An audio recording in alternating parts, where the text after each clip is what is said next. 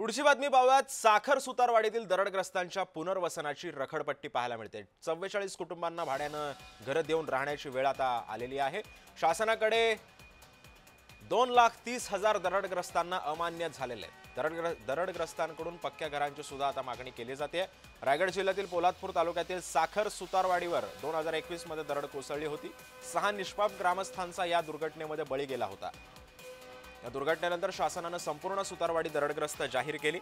44 घरांच्या पुनर्वसनाचा प्रस्ताव सुद्धा सादर झाला, मात्र जागा निश्चित झाली। मात्र आज 4 वर्ष पूर्ण होत आहेत या दुर्घटनेला, आणि असं असताना सुद्धा साखर सुतारवाडीतील दरडग्रस्तांचं पुनर्वसन मात्र अद्याप झालेलं नाहीये।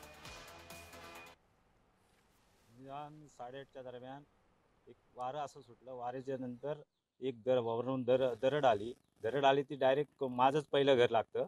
माझ्या घरावरती मी पण आतमध्ये होतो, माझी पूर्ण फॅमिली आतमध्ये होती।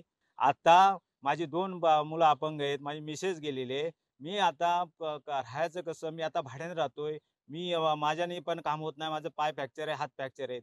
मी आता भाडं माझ्या देण्याची एवढी ताकद नाही राहिली माझ्यात। सरकारने याचा विचार करायचा आणि लवकरात लवकर आम्हाला काय तो न्याय द्यायचा। शासनाकडे पुनर्वसनासाठी आम्ही अनेक वेळा खेपा मारल्या, पण शासनाला माझा आता एकच सवाल आहे, आम्ही माणसं नक्की आहोत का?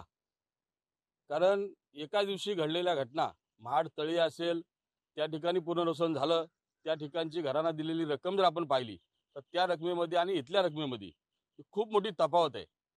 आपल्या जिल्ह्यामध्ये इरसाळवाडीची घटना घडली, त्या ठिकाणी सुद्धा पुनर्वसन झालं, मग इतर ठिकाणी पुनर्वसन होतं आणि आम्ही नेमकं दुर्लक्षित का?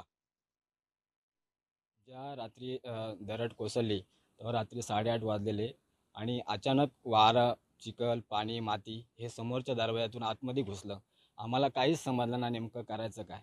अचानक पूर्ण होतं ज्या नव्हतं घडलं आणि माझ्या 2 मुली गमावल्या, मिसेसचा पोरग्याचा पाय फ्रॅक्चर झाला। ह्या प्रसंगातनं न सावरता सरकारने पण अजूनपर्यंत जे शब्द दिले तेही सरकारने पालन नाही केलं, काय नाही। अजून एकही भाड्याच्या घरामध्ये राहतोय, अजून 4 वर्षे झाली तरी सरकार इकडं पूर्णपणे दुर्लक्ष करतं।